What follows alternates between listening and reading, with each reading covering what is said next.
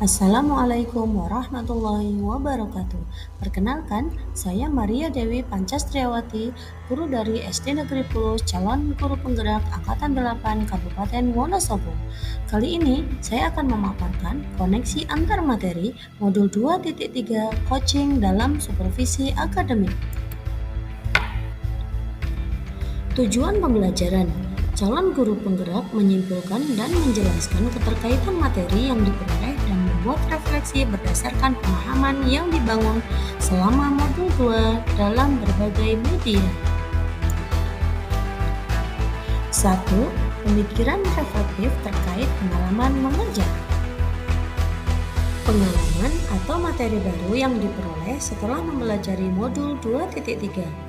Setelah saya mempelajari modul 2.3 tentang supervisi akademik yang bertujuan untuk mengembangkan kompetensi diri pada setiap guru atau pendidik di sekolah, pendekatan yang digunakan menggunakan 3 kompetensi inti dalam coaching, yaitu presence atau kehadiran penuh, mendengarkan aktif, dan mengajukan pertanyaan yang berbobot dengan menggunakan alur Tirta, yaitu identifikasi, rencana aksi, dan tanggung jawab dengan prinsip kemitraan, proses kreatif, dan memaksimalkan potensi.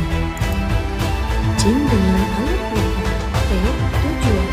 Coach mengenalkan atau tujuan yang Anda dicapai coaching dari sisi coaching. I. Identifikasi.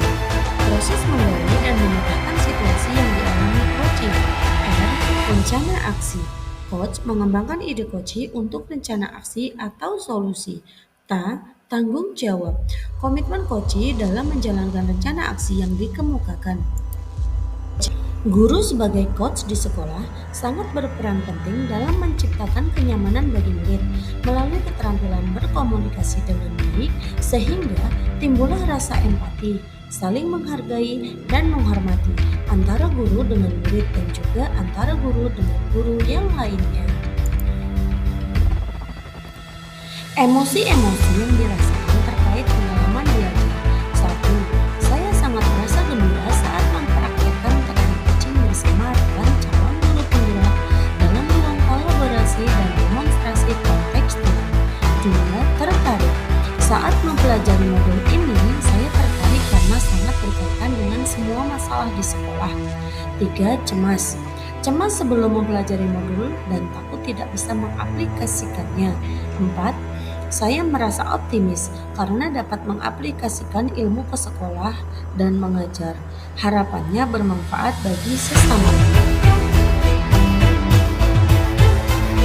Apa yang sudah baik berkaitan dengan keterlibatan guru dalam proses belajar. Dalam praktik coaching, saya sudah mampu berkolaborasi dengan rekan calon guru penggerak menggunakan alur Tirta dan sesuai dengan prinsip coaching dalam ruang kolaborasi dan demonstrasi kontekstual, baik berperan sebagai coach maupun coaching dan pengamat atau observer.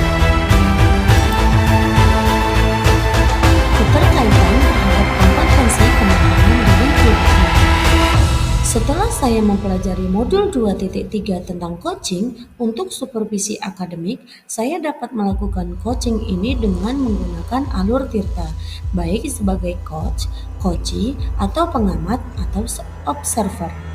Saat saya melakukan coaching ini, saya harus menjadi pendengar yang baik, mengelola emosi saya dengan baik, tidak menyela pembicaraan orang lain, dan memunculkan ide baru atau memaksimalkan potensi yang ada pada coaching. 2. Analisis untuk implementasi dalam konteks calon guru penggerak. Memunculkan pertanyaan yang kritis yang berhubungan dengan konsep materi menggali lebih jauh. Bagaimana agar prinsip coaching dapat diterapkan dalam kegiatan supervisi sekolah? Coaching ini dapat diterapkan di sekolah jika kepala sekolah memiliki pengetahuan tentang prinsip coaching dalam supervisi akademik dan mau mengaplikasikannya. Kegiatan supervisi jangan hanya sebagai bahan penilaian saja, namun digunakan untuk meningkatkan kompetensi guru, sehingga tidak hanya observasi kelas, tetapi harus ada percakapan pra-observasi dan pasca-observasi. Dalam percakapan kepala sekolah harus mendiskusikan perencanaan yang akan dilakukan oleh guru,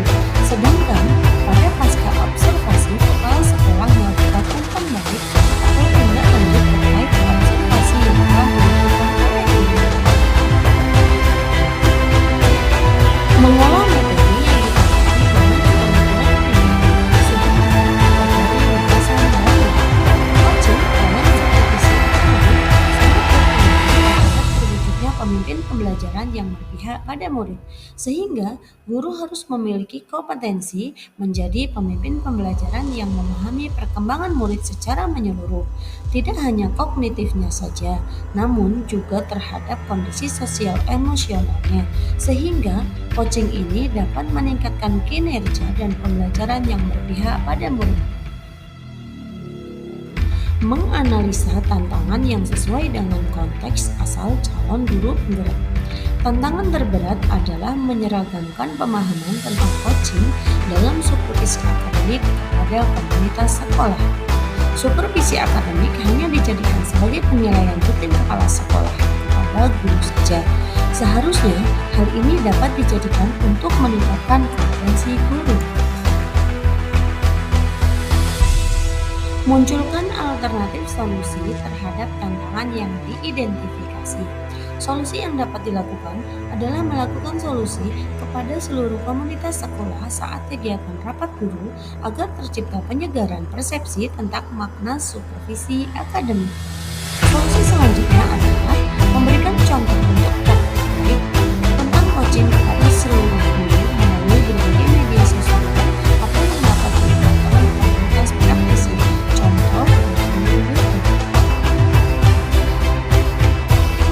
membuat keterhubungan. Pengalaman masa lalu, saya pernah disupervisi oleh kepala sekolah, dosen, atau pendidikan sejawat. Rasanya saya grogi dan namun hal ini hanya sebatas supervisi akademik tanpa umpan balik atau tindak lanjut dari saya.